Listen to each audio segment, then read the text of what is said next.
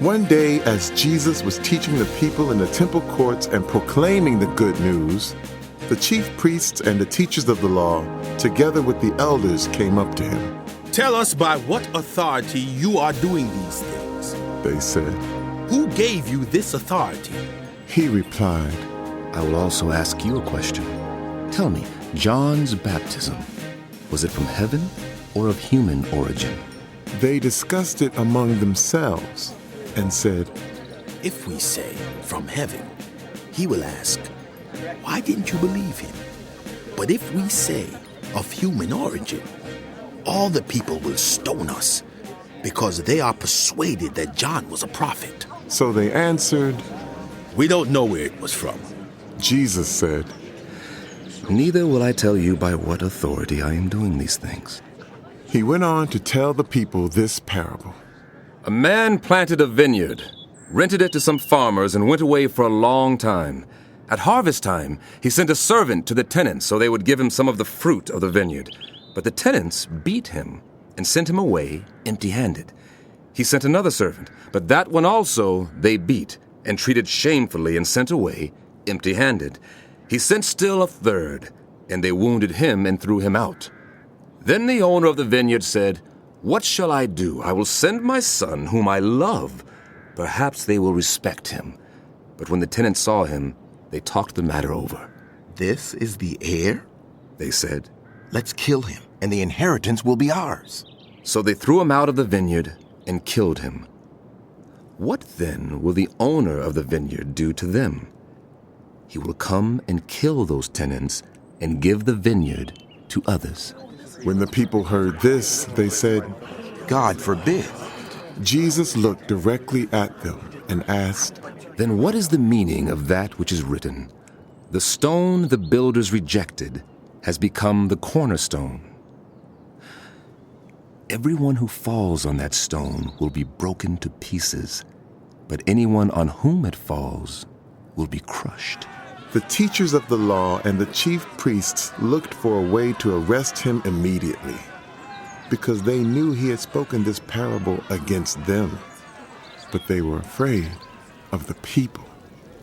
Keeping a close watch on him, they sent spies who pretended to be sincere.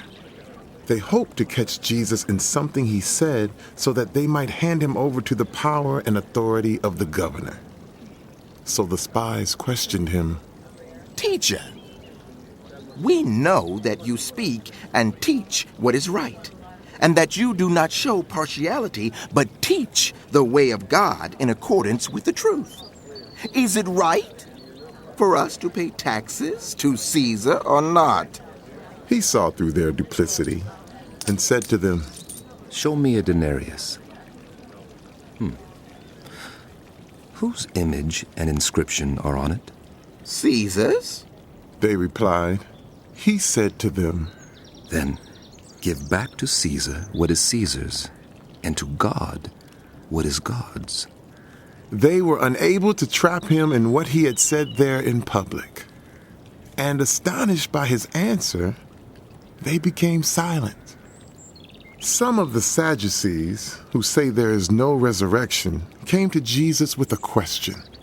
"Teacher," they said, "Moses wrote for us that if a man's brother dies and leaves a wife but no children, the man must marry the widow and raise up offspring for his brother. Now, there were 7 brothers. The first one married a woman and died childless. The second and the third married her, and in the same way the 7 died, leaving no children. Finally, the woman died too. Now then, at the resurrection, whose wife will she be, since the 7 were married to her?" Jesus replied, The people of this age marry and are given in marriage, but those who are considered worthy of taking part in the age to come and in the resurrection from the dead will neither marry nor be given in marriage, and they can no longer die, for they are like the angels. They are God's children, since they are children of the resurrection.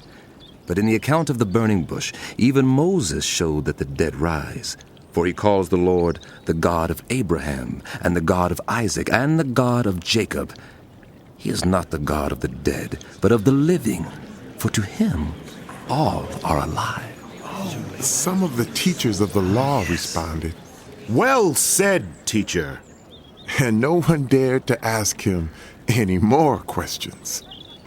Then Jesus said to them, Why is it said that the Messiah is the son of David? David himself declares in the book of Psalms, "The Lord said to my Lord, sit at my right hand until I make your enemies a footstool for your feet." David calls him Lord. How then can he be his son?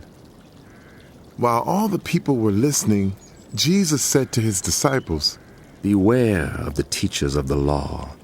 They like to walk around in flowing robes and love to be greeted with respect in the marketplaces and have the most important seats in the synagogues and the places of honor at banquets. They devour widows' houses and for a show make lengthy prayers. These men will be punished most severely.